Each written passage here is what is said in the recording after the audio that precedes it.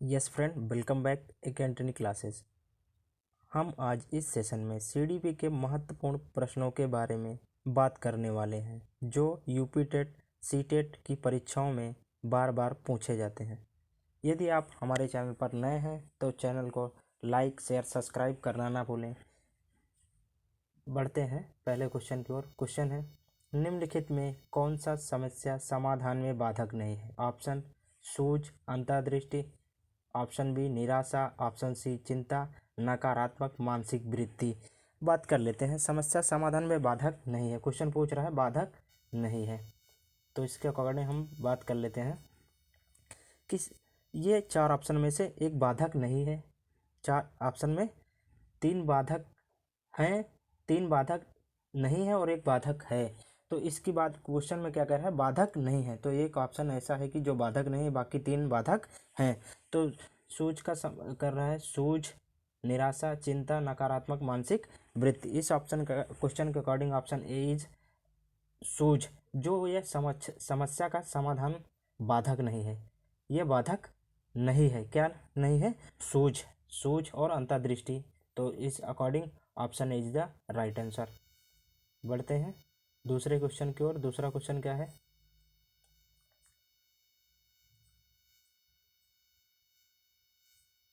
निम्न में कौन सा एक संवेग है? उद्दीपक, स्मृति, आमोद, ध्यान। संवेग की बात, इमोशंस की बात कर रहा है। किसकी बात कर रहा है? इमोशंस की। तो इमोशंस की बात जब भी कभी होती है तो संवेग की बात कर लेते हैं या इमोशंस की बात कर लेते हैं। तो अमोद, अमोद हिंदी में इसको क्या कहते हैं? अमोद। मीनिंग की इसका अर्थ क्या होता है? खुशी। खुशी क्या होता है? खुशी या हैप्पी। तो यह इमोशन की प्रक्रिया तीन ऑप्शनों में कॉग्निटिव से जुड़ी है। जैसे कि देख लेते हैं, उद्दीपक क्या है? उद्दीपक हमारा एक कॉग्निटिव है। और स्मृति की बात कर लें, याद करने की जो क्षमता होती है वो स्मृति कहलाती है। तो स्मृति ये भी कॉग्निटिव है। आमोद, आमोद की बात करते हैं तो ये संवेग का एक प्रक्रम होता है। क्या होता है? संवेग का एक प्रक्रम होता है। और ध्यान जो होता है कंसंट्रेट यानी अटेंशन, अटेंशन की बात करते हैं तो ये हमारा कॉग्निटिव होता है। इसके अकॉर्डिंग हमारा option C is right answer. बढ़ते हैं अगले क्वेश्चन की ओर। क्वेश्चन नंबर तीसरा क्या है? IFACS के साथ मूल रूप में कौन संबंधित है? ऑप्शन है Herbert, lipid, Flander, Morrison. IFAC की बात कर लेते हैं।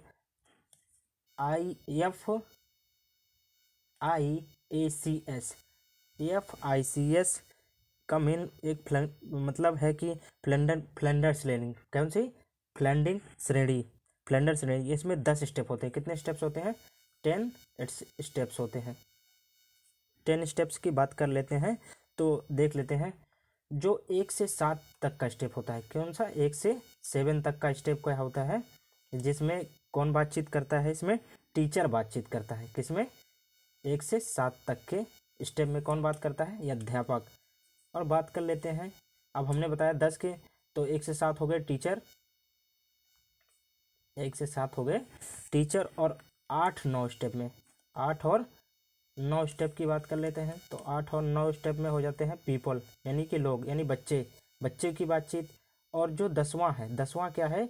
जो शांत है, शांत का स्टेप रखा गया है कि उसमें लोगों को शांत रहना है। और यही फ्लेंडर ने 10 श्रेणी रखे थे, 10 श्रेणी के स्टेप रखे थे। तो इसके अकॉर्डिंग FIACS पद्धति किससे संबंधित है? तो ये है फ्लेंडर से। किससे? फ्लेंडर से। तो option C is a right answer. बढ़ते हैं अगले क्वेश्चन को। क्वेश्चन नंबर चौथा क्या है?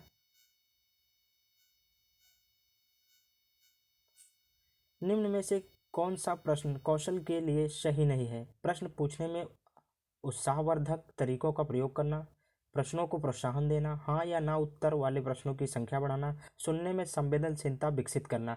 यहाँ पे कौशल की बात कर रहा है। कौन सी? कौशल की बात कर रहा है। कौशल में सही नहीं क्या है? तो प्रश्न पूछने में उत्साहवर्धक तरीकों का प्रयोग करना। जाहिर सी बात, अगर शिक्षक प्रश्न पूछने में उत्साहवर्धक कर रहा है बच्चों को तो यह कौशल की एक सही प्रक्रम है। उसमें क्या पूछ रहा है? नहीं है। तो प्रश्नों को प्रोत्साहन देना, प्रश्नों को प्रोत्साहन देना भी कौशल लर्निंग है। लर्निंग की बात कर रहा है, कौशल स्किल की बात कर रहा है। हाँ या हाँ अथवा ना उत्तर वाले प्रश्नों की संख्या बढ़ाना, तो गलत बात है ना। जब कभी हाँ या ना में उत्तर देना है तो क्वेश्चन, जाहिर सी बात है क्वेश्चन स्किल का डेवलप नहीं, विकास नहीं हो रहा है।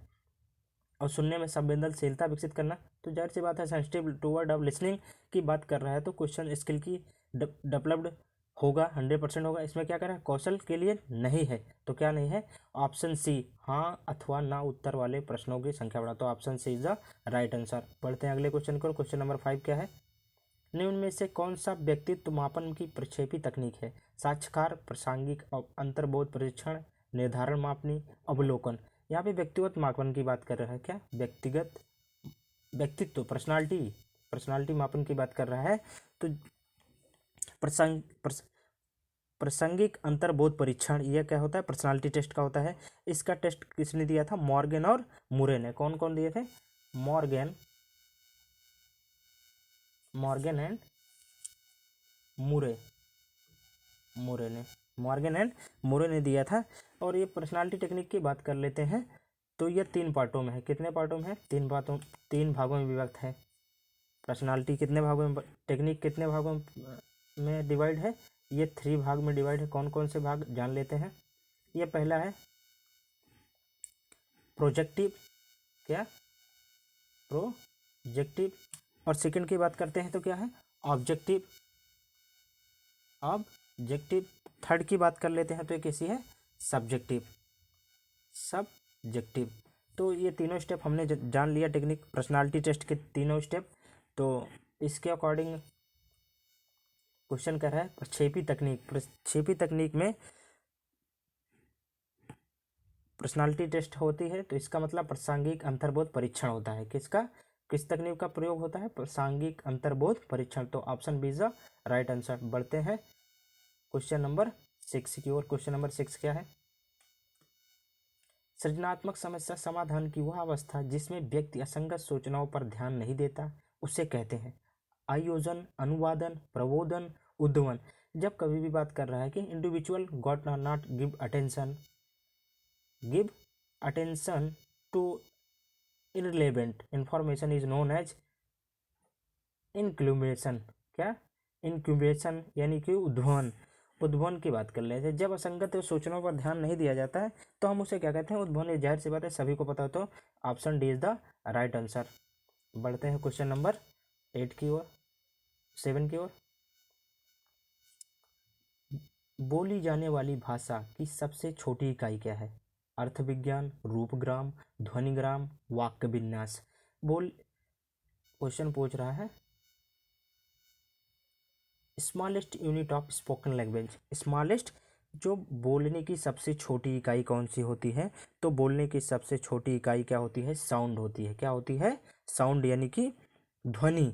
तो हमें याद रखना, एग्जाम्पल फॉर दैट ले लेते हैं कि फ़ोन से याद रखना है, तो सबसे पहले यानी कि हमारे पूर्वजों की बात करते हैं, तो फ़ोन किसके लिए यूज़ किया जाता है, तो फ़ोन पहले के लोग साउंड के लिए यूज़ करते थे।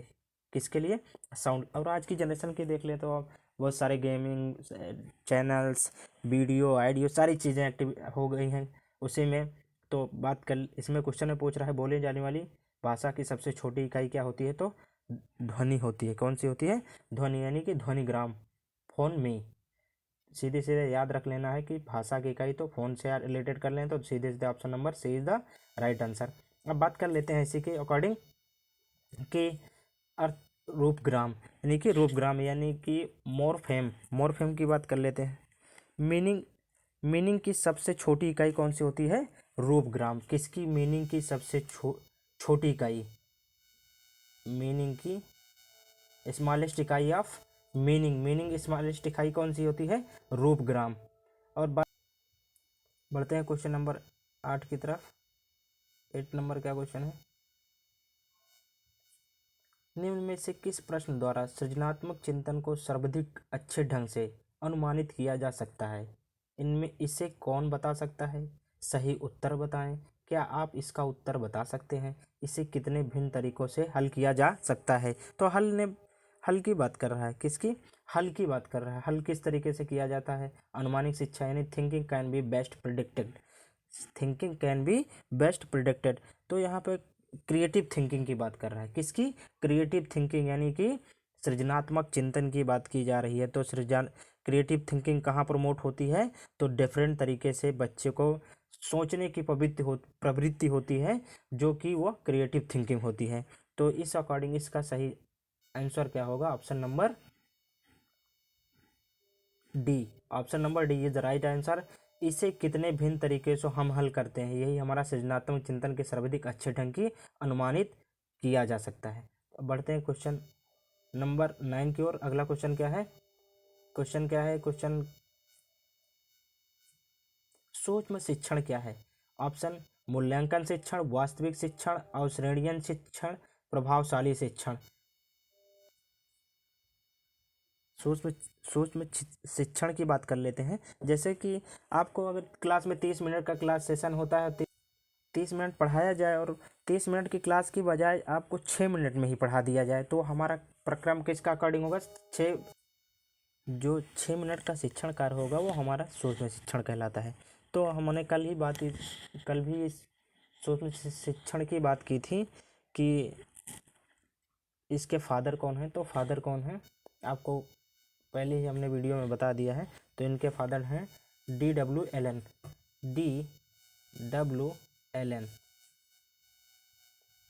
D.W. एलन जी हैं।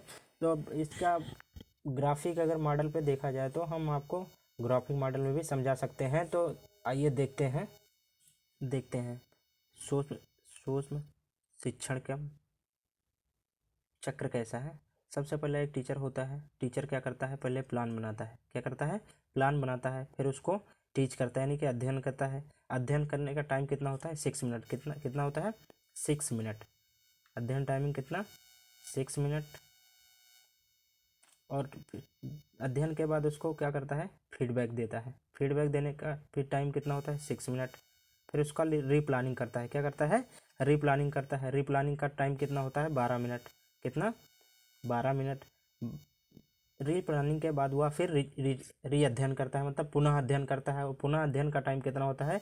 6 मिनट। जब पुनर्अध्ययन होता है उसके बाद फिर रीफीडबैक देता है। क्या देता है? रीफीडबैक देता है, और इसका अवधि कितना होता है? 6 मिनट। तो इस तरह से एक माइक्रो लर्निंग सिस्टम पूर्ण होता है। तो इसको अगर हम ऐड करें तो इसका पूर्ण टाइम कितना होता है? 36 मिनट। सूक्ष्म अध्ययन का टाइमिंग पूरा कितना होता है? 36 मिनट होता है। जोड़ते हैं 6 6 12 12 24 24 12 36। तो आप प्लान समझ ही गए होंगे। टीचर पहले क्या करता है? प्लान बनाता है, फिर उसको अध्ययन करता है, फिर उसका फीडबैक देता है। जब फीडबैक के बाद फिर उसके बाद रीप्लानिंग करता है। रीप्लानिंग के बाद फिर से पढ़ाई करता है। फिर के पढ़ाई के बाद फिर पुनः फीडबैक देकर किसी कार्य को फिर पूर्ण कर लेता है, यानी सूक्ष्म शिक्षण की प्रक्रिया पूर्ण होती है।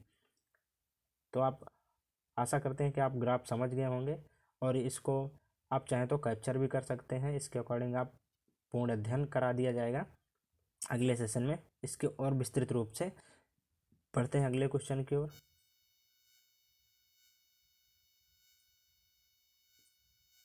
क्वेश्चन नंबर 10, यदि ए तथा सूची बी को सम्मिलित किया जाए, यानी मिलान की बात कर रहा है, match of list and B. List A देख लीजिए और लिस्ट बी। लिस्ट ए के देते हैं हल, साइंटिस्टों का नाम दिया हल, मैकडोगल, बायफ्रेड, मैस्लो। सूची बी में आवश्यकता सिद्धांत, मूल प्रवृत्ति सिद्धांत, मनोविश्लेषण सिद्धांत, प्रमोद आकलन सिद्धांत। ऑप्शन के अकॉर्डिंग देखते हैं। तो हल ने किसका सिद्धांत दिया था? हाँ, जाहिर सी बात है कि आपको पता होना चाहिए, क्योंकि यह बेसिक चीज़ें होती हैं। हल ने प्रमोद आकलन का सिद्धांत दिया था। किसका सिद्धांत दिया था? तो ए सीधा मैच कर दीजिए ए को चौथे से, प्रमोद आकलन सिद्धांत से। तो हल ने क्या दिया था? प्रमोद आकलन सिद्धांत। और बात कर लेते हैं हम, क्या है? मैकडोगल ने क्या दिया था? मैकडोगल ने पूर्ण मूल प्रवृत्ति का सिद्धांत। किसका? मूल प्रवृत्ति सिद्धांत का देख लेते हैं। अब ऑप्शन पे आ जाते हैं टाइम बचाने के लिए। तो देखते हैं ऑप्शन ए में पहला चौथा, देखते हैं पहला चौथा तीनों मिल रहे हैं। इसका मतलब ये पहला होगा नहीं, इसको काट दिया जाए। अब 3 पे देखते हैं, बी का दूसरा, बी में 2 मिल रहे हैं, ये नहीं मिल रहा है, इसका मतलब ये भी कट जाएगा। 2 बच रहे हैं। अब 2 में हमें चेक करना है। अब फ्राइड का देख लेते हैं। तो फ्राइड ने फ्रायड ने मनोविश्लेषण सिद्धांत पर के अकॉर्डिंग कार्य किया था। तो फ्रायड ने किस पे किया था? मनोविश्लेषण सिद्धांत पे। तो सी का थर्ड से मिलान कर दीजिए। अब देख लेते हैं ऑप्शन पे आके तीसरा कौन है, तो ये बी ऑप्शन है। तो इसके according B is the right answer. तो बी हमारा सही उत्तर होगा। बढ़ते हैं अगले क्वेश्चन की ओर। क्वेश्चन नंबर 11, निम्नलिखित में से कौन सा अभिक्रमित अनुदेशन का सिद्धांत नहीं है? अभ्यास का सिद्धांत, छोटे छोटे पदों का सिद्धांत, सक्रिय अनुक्रिया का सिद्धांत, पुनर्बलन का सिद्धांत।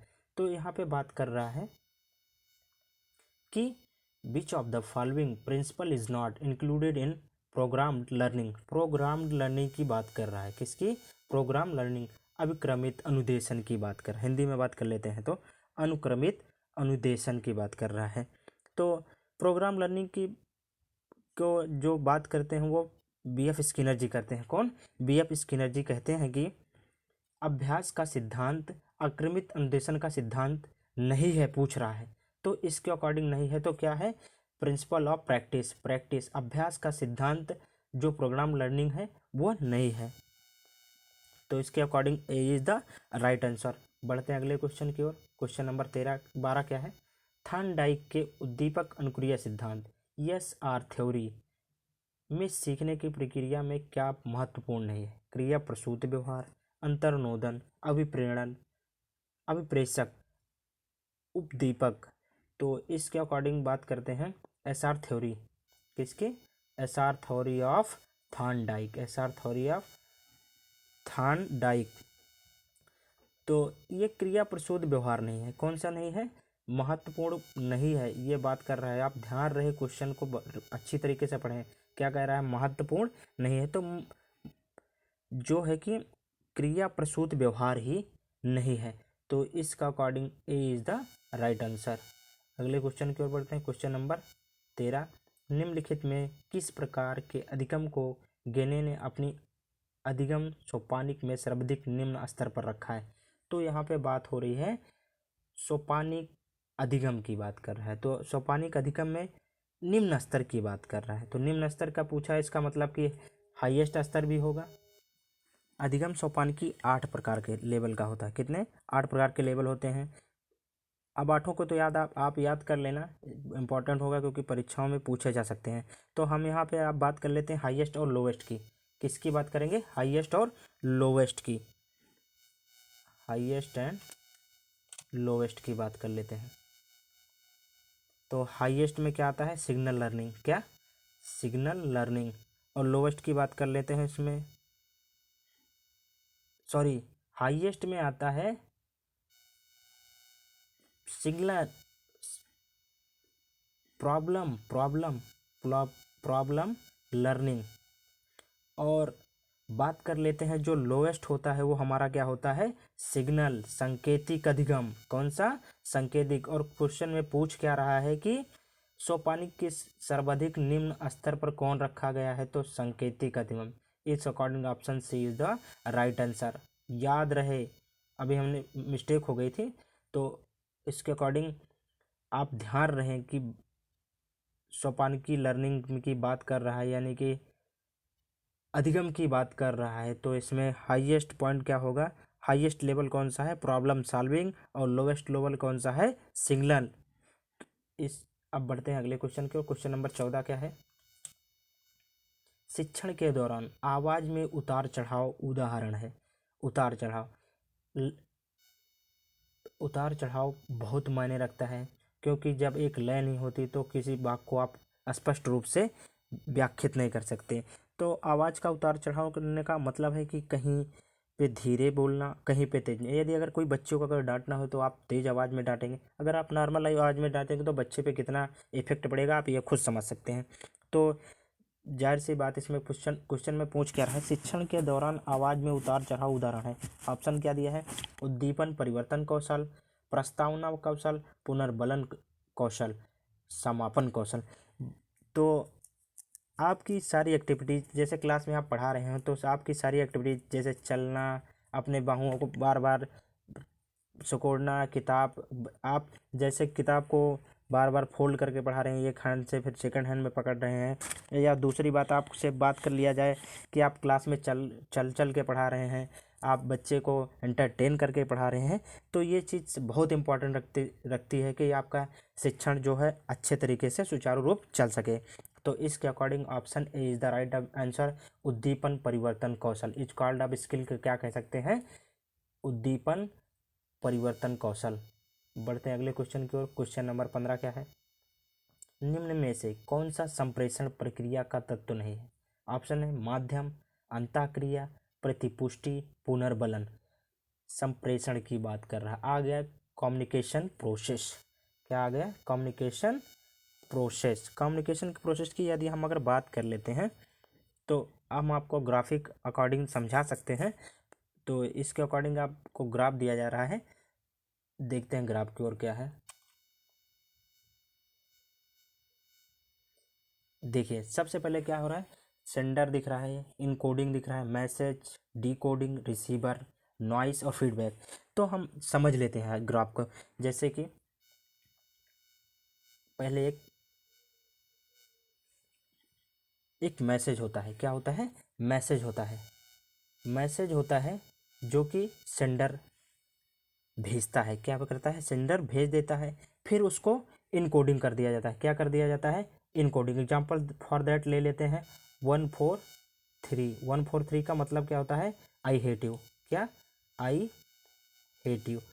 तो जब इसको आई हेट यू होता है, फिर उसके बाद मैसेज को क्या कर लिया जाता है? डिकोड कर लिया जाता है। क्या? रिसीवर के द्वारा क्या कर लिया जाता है? डिकोड। अब मैसेज को आगे प्रोसेस बढ़ा दिया जाता है, तो रिसीवर क्या करता है? इसको डिकोडिंग कर लेता है। डिकोडिंग क्या करेगा? जैसे 143 हमने वहाँ पे लिखा था आई हेट यू, तो ये अपने आप में डिकोड कर ले कि आई लव यू। तो जाहिर सी बात है कि वो अपने किसी माध्यम में डिकोड कर सकता है। तो जब वह अच्छी तरीके से समझ जाएगा, फिर रिसीवर क्या करेगा? अपना फीडबैक देगा। फीडबैक कब देगा? जब वह उसके कोई और अवरोधक नहीं होता है। अगर कोई अवरोधक हो जाता है तो वह नॉइज़ का कार्य करता है, फिर से रिसाइकिल किया जाता है, फिर से डिकोडिंग होती है, फिर से रिसीवर होता है, फिर रिसीवर क्या करता है? बंदा सीधे फीडबैक देता है और वो फीडबैक सीधे सेंडर के पास चला जाता है, जिससे कि पता चल जाता है कि हमारा संप्रेषण सुचारू रूप से पूर्ण हो चुका है। तो इस क्वेश्चन पे ग्राफ अच्छे से समझ ही गए होंगे। आगे बढ़ते हैं। क्वेश्चन क्या कह रहा था देख लेते हैं क्वेश्चन का भी, क्योंकि आंसर सॉल्व नहीं किए थे, हम ग्राफ की ओर सीधे बढ़ गए थे। क्या कह रहा है? निम्न में से कौन सा संप्रेषण प्रक्रिया का तत्व नहीं है? अभी आपने बताया, उसमें ग्राफ में दिखाया भी, माध्यम, अंतःक्रिया, प्रतिपुष्टि, पुनर्बलन बलन।